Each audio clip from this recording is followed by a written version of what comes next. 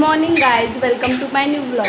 आता बाबू चाललाय दळखनला, त्याला ड्रॉप करते. ही पिशवी त्याला तिथे ड्रॉप करते आणि मग बघू. पादे तू भूम चालला ना पादे? अगं बाई तू चालला, मला सोडून चालला? आ कुठे चालला तू? बाय दे पादे, पादे पटकन दे पादे.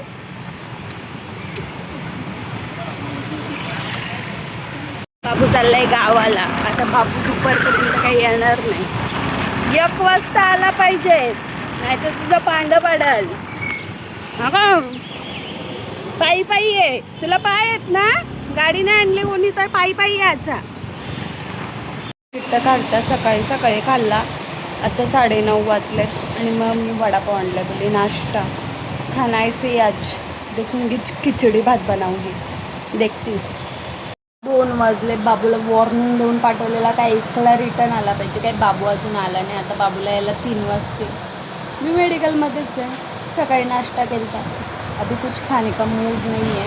लगी भूक तो लाऊंगी बाहर से और खाऊंगी. चलो.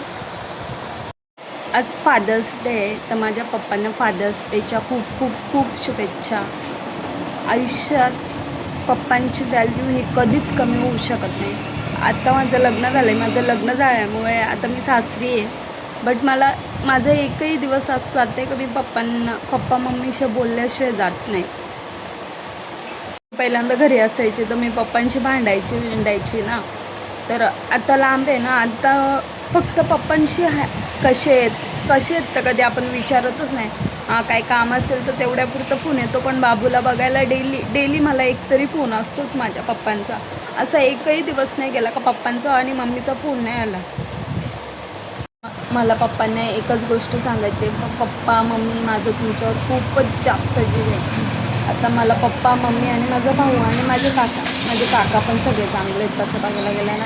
आणि माझ्या नानांसाठी पण हॅपी फादर्स डे नाना, लव यू. काहीतरी चटपटीत खायचं होतं म्हणून जस्ट बर्गर ऑर्डर केला आहे. 10 मिनटात बर्गर येईल. ऑर्डर करून 5 मिनटं झालेत. अजून 5 मिनटात आपला बर्गर येईल. आणि घरी गेलेली पाणी आणायला तर बोले चहा ठेवते. चहा म्हणजे माझा जीव की प्राण. मी चहा घेऊन आली. चहा, बर्गर आणि बरंच काही. जस्ट आपले ऑर्डर आले आहे. तुम्हाला दाखवू का? दाखवते. बर्गर प्लस चाय प्लस केचप. ओके. ॲक्च्युली झालं काय, आता एक होम डिलिव्हरी द्यायला इकडे आलती कॅनलकडे. आणि मग इथे हनुमंताचं मंदिर आहे आणि मी तिथे येणार नाही असं होऊच शकत नाही. मग मंदिरात आली, पाया पडली. आता बॅक टू मेडिकल. ह्या टायमाला तर खूपच छान वाटतं. व्ह्यू पण छान आहे. तो थोडा अगोदर यायला पाहिजे, थोडा वेळ अगोदर. इकडे खूप डिमांड आले कारण का सार्थक स्कूल इकडे आले ना, त्यामुळे खूपच जास्त डिमांड आले ह्या जागेला. आता कम्स माय जिगर का तुकडा. माझा बबडू आलाय. बबडू आता माझा बबडू बघा कसं स्टंट मारेल बघा. सिर्फ देखते रहो.